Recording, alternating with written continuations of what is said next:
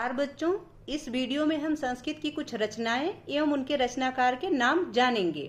यह वीडियो बनाने की प्रेरणा मुझे मेरे वीडियो पर आए हुए एक कमेंट से मिली, जिसमें कि मुझसे कक्षा 8 की संस्कृत रुचिरा भाग 2 के पहले पाठ सुभाषितानी पर पूछा गया था कि इसके रचनाकार कौन है। तो जो सुभाषितानी पाठ है वह सूक्ति मंजरी, नीति शतकम, मनुस्मृति, शिशुपाल बधम, पंचतंत्रम इत्यादि ग्रंथों से संग्रहित है। यानी उसके जो श्लोक हैं वो इन ग्रंथों से संग्रहित किए गए हैं, लिए गए हैं। तो ऐसे में विद्यार्थियों का इन ग्रंथों का नाम जानना अति आवश्यक हो जाता है, इसलिए मैं उस कमेंट से प्रेरित होकर के यह वीडियो बना रही हूँ। ठीक है, तो सबसे पहले है अष्टाध्यायी।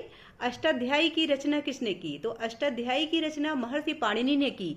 महर्षि पाणिनि के बारे में कहा जाता है कि महर्षि पाणिनि ने उग्र तपस्या करके महेश को प्रसन्न किया, अर्थात भगवान भोलेनाथ को प्रसन्न किया, और प्रसन्न होकर भगवान शिव ने जब डमरू बजाया तो उससे 14 बार बजाने से 14 ध्वनियां निकली, जिससे माहेश्वर सूत्रों का निर्माण हुआ। यानी महर्षि पतंजलि ने उस शिव की ध्वनि को, शिव के डमरू की ध्वनि को समझ करके उससे माहेश्वर सूत्रों का निर्माण किया। महर्षि पाणिनि के विषय में यह भी कहा जाता है कि महर्षि पाणिनि ही सबसे प्रथम व्यक्ति थे जिन्होंने संस्कृत भाषा का विश्लेषण करके सूत्रों का लघवीकरण किया, यानी सूत्रों को छोटा किया। तो महर्षि पाणिनि की रचना क्या है? अष्टाध्यायी। दूसरा है योग सूत्र।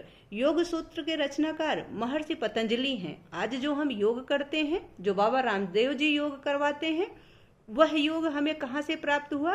तो वह महर्षि पतंजलि के द्वारा ही प्राप्त हुआ। यूं कहें तो योग के जो सूत्रधार हैं, जो आविष्कार करता है, वह महर्षि पतंजलि ही हैं।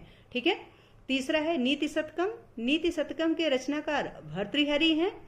चौथा है सूक्ति मंजरी। सूक्ति मंजरी के रचनाकार बलदेव उपाध्याय जी हैं।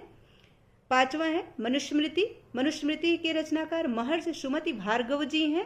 यानी जो महर्षि सुमति भार्गव जी हैं, उन्होंने ही मनुस्मृति की रचना की है। आगे है शिशुपाल बधम। शिशुपाल बधम की रचना महाकवि माघ ने की है। पंचतंत्रम। पंचतंत्रम की रचना विष्णु शर्मा ने की है।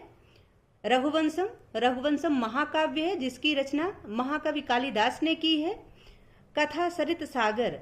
कथा सरित सागर के रचनाकार सोमदेव जी हैं।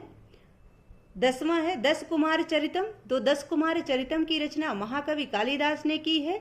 ऋतु संहारम। ऋतु संहारम की रचना भी महाकवि कालिदास ने ही की है, यानी महाकवि कालिदास की ही रचना है ऋतु संहारम।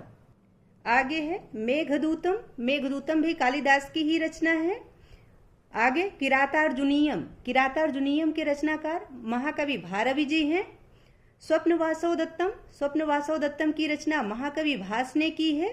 प्रतिमा नाटकम। प्रतिमा नाटकम काव्य की रचना भी महाकवि भास ने की है। ठीक है, प्रतिमा नाटकम काव्य नहीं है, यह नाटक है। आगे है मृच्छकटिकम। मृच्छकटिकम के रचनाकार शूद्रक हैं।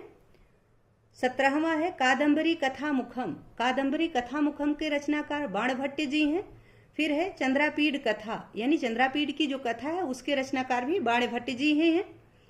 19वां है श्रीमद् भगवद गीता। तो श्रीमद् भगवद गीता जो हमारा ग्रंथ है, जो हमारा राष्ट्रीय ग्रंथ होने वाला है, उसके रचनाकार महर्षि वेद व्यास जी हैं। ठीक है। कर्णभारम। कर्णभारम की रचना किसने की है? तो महाकवि भास ने की है, यानी इसके रचनाकार भी महाकवि भास जी हैं। अभिज्ञान शाकुंतलम जो कि महाकवि काली द्वारा रचित विश्व प्रसिद्ध नाटक है, तो इसकी रचना महाकवि कालिदास जी हैं। महाकवि कालिदास जी के बारे में कहा जाता है कि पुरा कवि नाम गणना प्रसंगे कनिष्ठिकाधिष्ठित कालिदासम। यानी जब पुराने समय के कवियों की गणना की जाती है तो कालिदास जी कनिष्ठिका पर अधिष्ठित होते हैं, यानी पहली उंगली पर विराजते हैं, सबसे पहले इन्हीं की गणना की जाती है। ठीक है। आगे है उत्तर रामचरितम। उत्तर रामचरितम के रचनाकार भवभूति जी हैं। 23वां है हितोपदेश। हितोपदेश की रचना नारायण पंडित ने की है। 24वां है नाट्य शास्त्र। तो नाट्य शास्त्र की रचना भरत मुनि ने की है। 25वां है काव्यादर्श। काव्यादर्श की रचना महाकवि दंडी ने की है। तो यहाँ हमने 25 रचनाओं को सम्मिलित किया इस वीडियो में, 25 रचनाएं एवं उनके रचनाकार। आशा है कि यह वीडियो आपके लिए हेल्पफुल होगा, यह आपको बहुत सहायता करेगी। आगे कवियों के नाम एवं इनकी रचनाएं ऐसे तो जानना आवश्यक हो ही जाता है, यह हमसे जीके में भी पूछा जाता है और ये प्रायोगिक परीक्षाएं जो होती हैं उसमें भी पूछा जाता है। इस लिहाज से यह वीडियो आपके लिए बहुत लाभदायक होने वाला है।